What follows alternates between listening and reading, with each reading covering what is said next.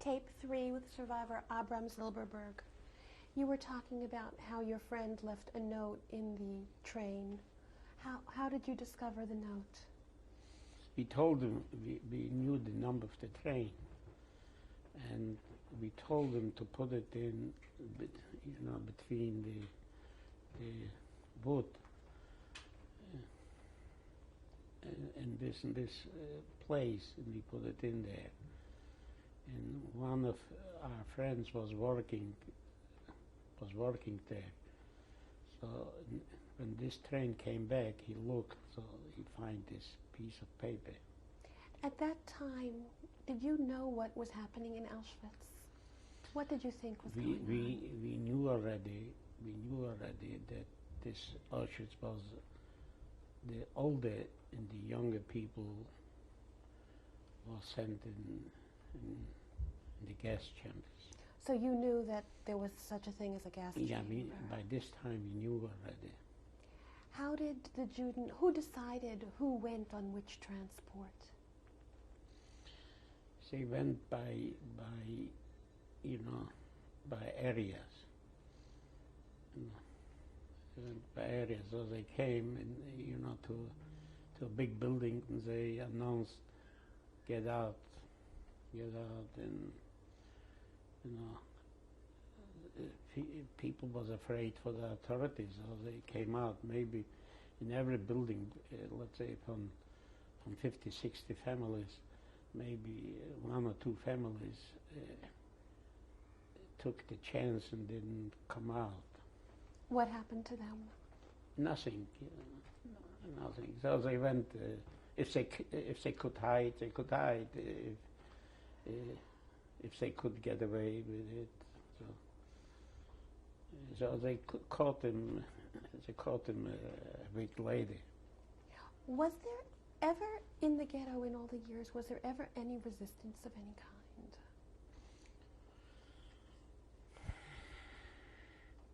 There was,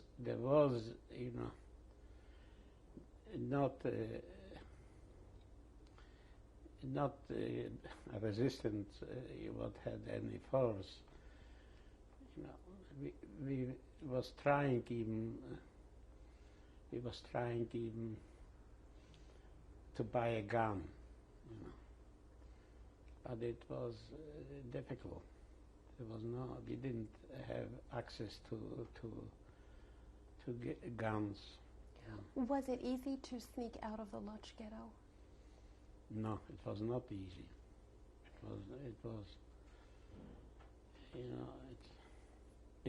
It didn't happen too often. In the beginning, kids used to sneak out to buy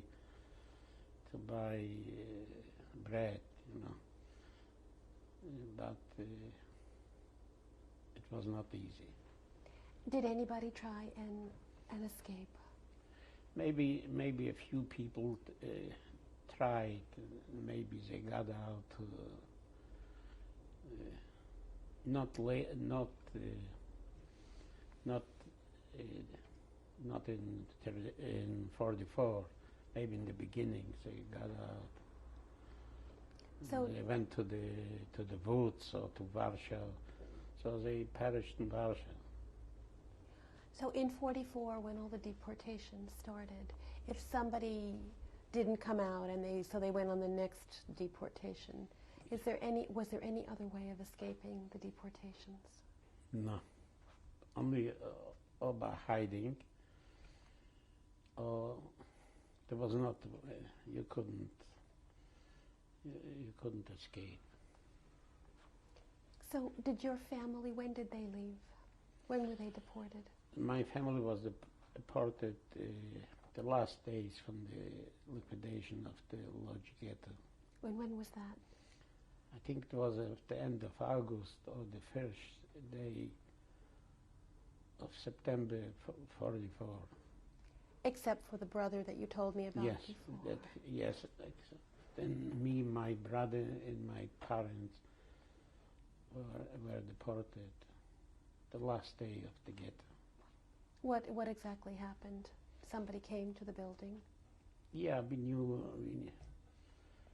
knew we cannot hide anymore. We don't have food, we don't have nothing.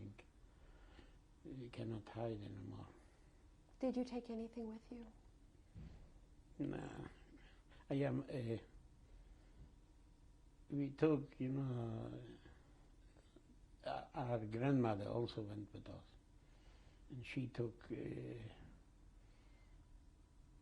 in pots and pen, And she said, wherever they send us, we will need it.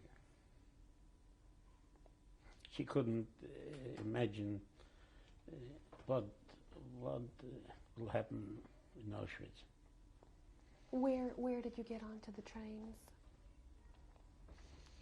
There was a train station lodge under the town, by the end of the ghetto, in Marashin. There we got in freight trains, pushed in as much as possible, and we went to Auschwitz. You were together with your family on the train? Yeah. What was the train like? A freight train, full with people, and some people was crying, some people was complaining, some people was making a joke to raise the moral.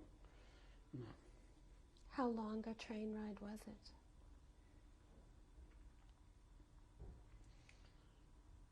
Probably it took 5-6 hours, but it looked like an eternity. It looked like a long time. When? I think we came to Auschwitz was like 11 in the morning. When the doors opened, what's the first thing you remember seeing? First, I remember the Gestapo and screaming, out, and then separating all the people, young and kids, and young people on a different side. And me and my brother went to one side, and the parents with the grandmother went to the other side. So do you remember those last few minutes when you saw your parents? I remember.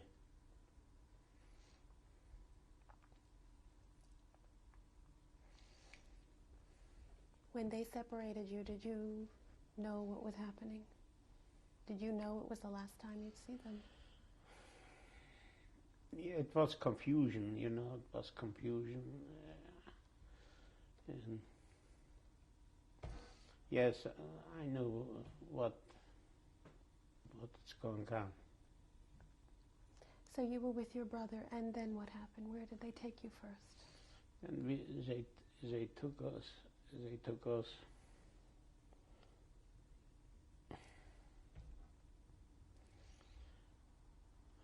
They took us to make a bath, I think.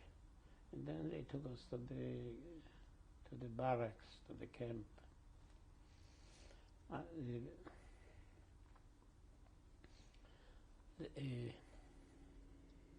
I felt it's horrible to stay in Auschwitz, because in the evening when they was burning the people, it was like you felt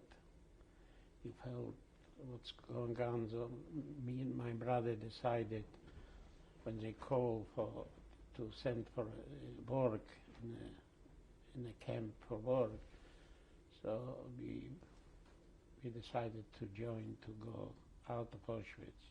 How long were you in Auschwitz? I was in Auschwitz maybe 2 or 3 days. Did you get a number? No. I didn't get a number because at this time they stopped giving numbers. And this was which month? This was in September Of 44. 44. So after 3 days, They sent us with a train to a camp near Hanover. And it was already cold, started to be cold, and we worked outside, and then we started work in a tire factory. do you remember the name of the camp? Continental. The name of the camp was Allen. And Allen Ostecken, because I was in two camps. I don't remember which one was first. and the tire company, the name, it had a name? Yeah, Continental or Intercontinental Tire Company.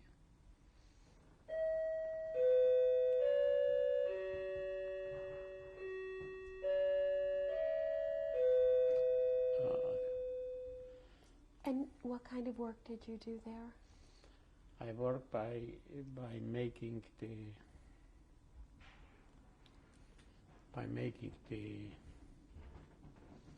tires, producing the tires, to put in these ovens the material, Uh-huh. the material to make the tires. It was very hard work, you know. It was a lot of people working by this. They got sick and died. In this camp, to this camp, where we arrived about 1,000 young men. After 7 months, was left about 130. The rest died on hunger, starvation, hard work, and it was very, very bad. You were with your brother? Yes, I was a few months with my brother. Then he got sick, so they took him away. But later I found out that they took him to another camp. Which brother was this? This was the middle brother, the younger brother, a year and a half younger than I. You found out later that they took him to another camp? To another camp, yes. What was it like for you when he was gone? When he was gone, I was falling apart. I give up.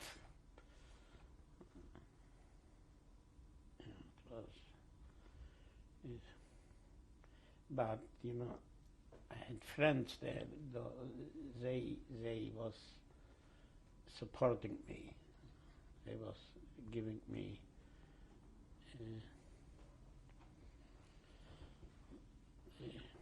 they was giving me like a moral support, and a little bit, with food. Did you have any special friend? Yeah, I had a few friends. I had a friend.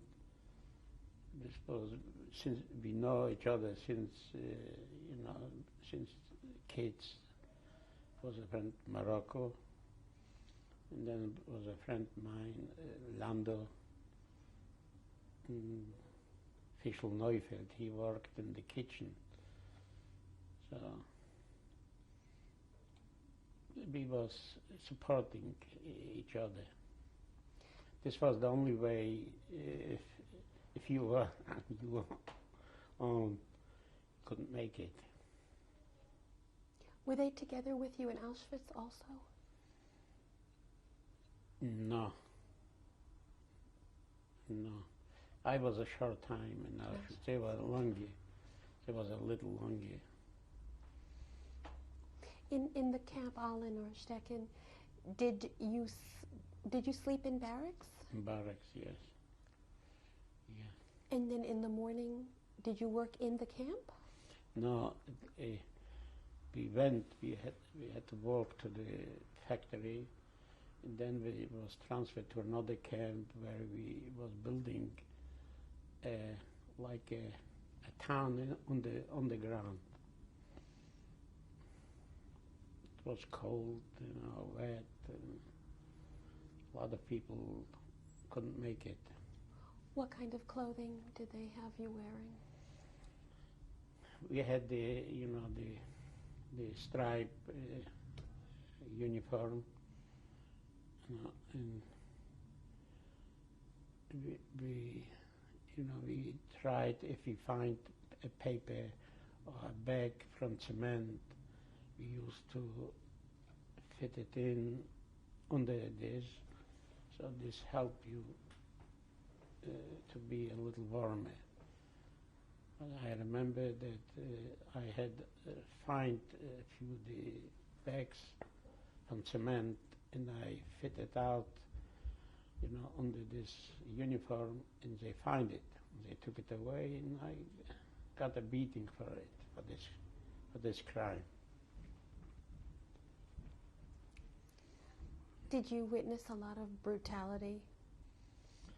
Sure, there was a lot of brutality.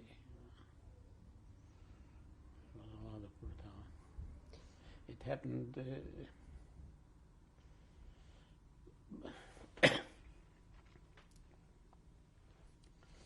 It happened when they beat me for this crime, because I used this.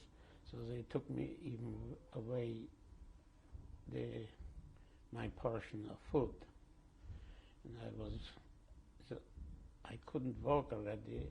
So two boys held me, and they gave the food to another man. So somehow they watched him. He shouldn't eat it. And so when we arrived to the working place, so he gave me the food, this piece of bread back.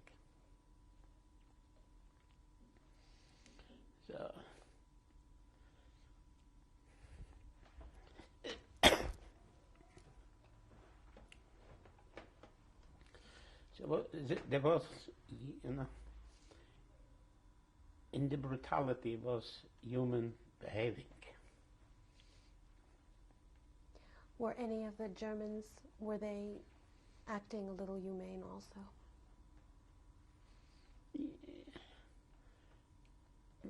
Maybe in some cases, yes, some cases. Yeah.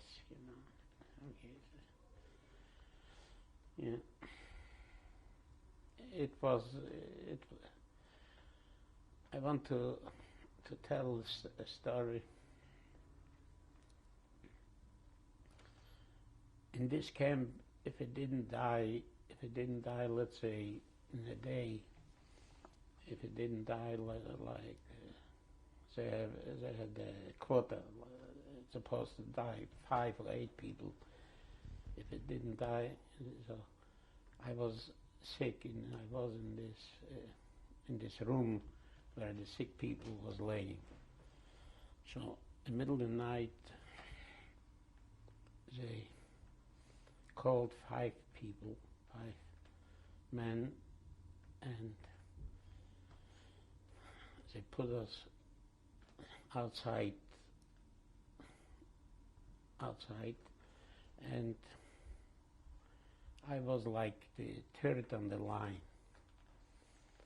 And then they called in one inside, they called him in, and then after 2 minutes,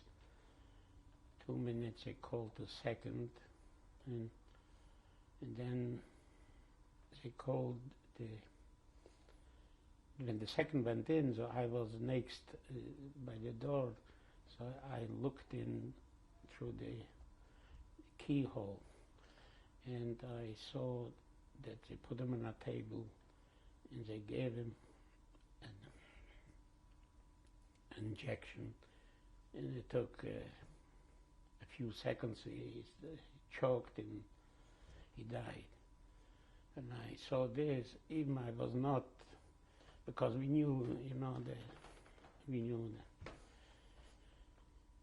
the chances are very, very bad, but still I figured, okay, let me wait.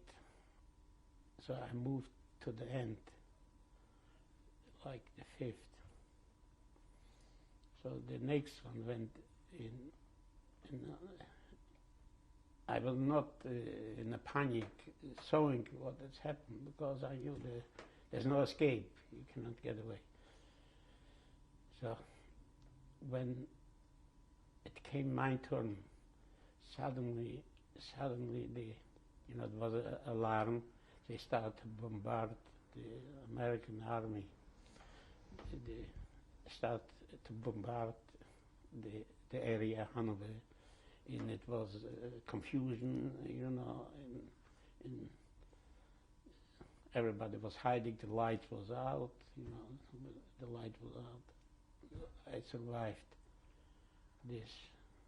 What month was that, and what year? This must have been, it was very cold, very cold. It must have been February 1944. And the bombardment was already on this time often, very often. That was in 44? 44, yes. It must have been the end of January or February, beginning of February 44. So now when they came to visit me, my friends, I told them this what happened. So they went to the doctor and they said, so they was afraid the next night they will continue to do it. So they went to the doctor and they told to the doctor to send me back to the barracks, that I'm okay, I feel good. So he sent me back to the barracks. So now this, but I was sick. So this man what worked in the kitchen, his name is Fischl Neufeld. He lives today in Frankfurt. So they talked to him, so he took me to work to the kitchen, and he let me sit, not in the kitchen, but where they was peeling the potatoes and the other thing for the food, for the prisoners and for the. So he let me sit next to the oven. So this helped me push through the few months. What were the thoughts going through your head? What were you thinking to help you occupy yourself? What did you think about?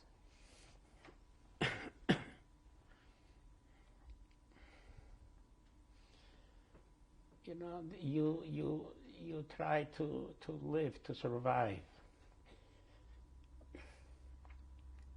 There was some belief that you will make it. That something you will make it. That will come better days. This gave the will to live.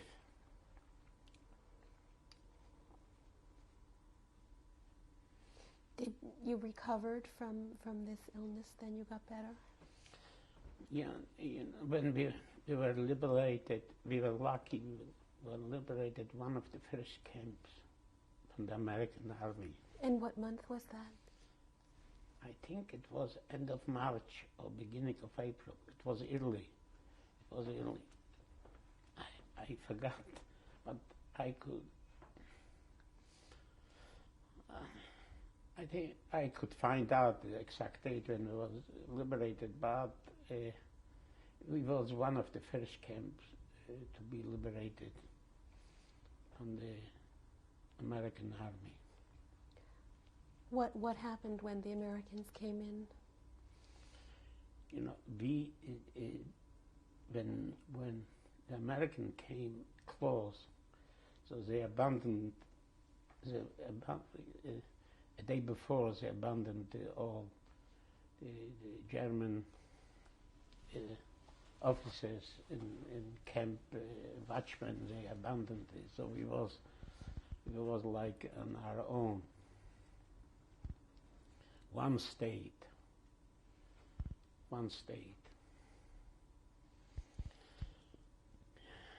So on the next morning, there was shooting the whole night. You know, we were.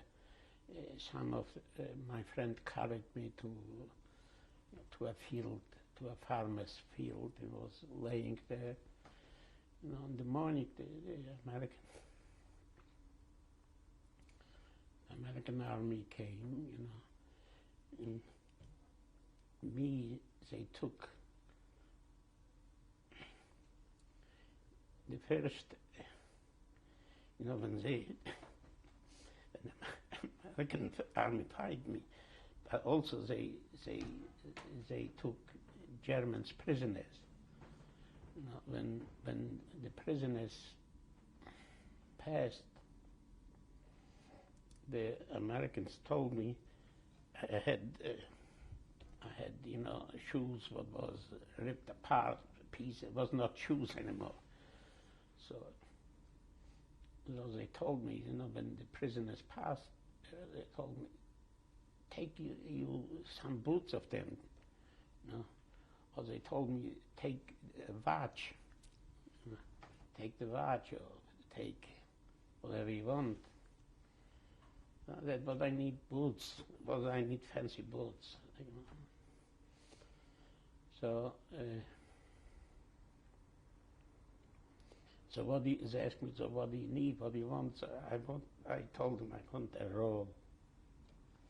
Yeah, so they find me a roll. We're going to continue on the next tape. Okay.